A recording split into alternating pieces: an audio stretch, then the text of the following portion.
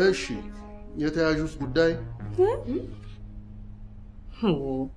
ደሃ ሲቀልጥ አመድ ይሸታል አሉ።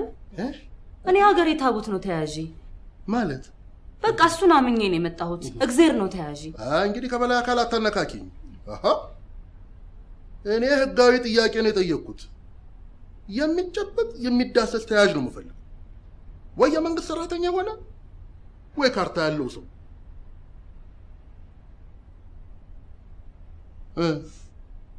በእግዚአብሔር አታምኑ? እነዚህ ሰዎች እናስቀስፉ ብላችሁ ነው እንደ ከቤት ይወጣችሁት? እሱ ራሱ ይቅር ባይ ነው። ዘርፋችሁኝ ይቅር ባለኝ ብትሉ ይቅር ይላችኋል። እዳው ማን ላይ ይቆለላል? እኔ ላይ።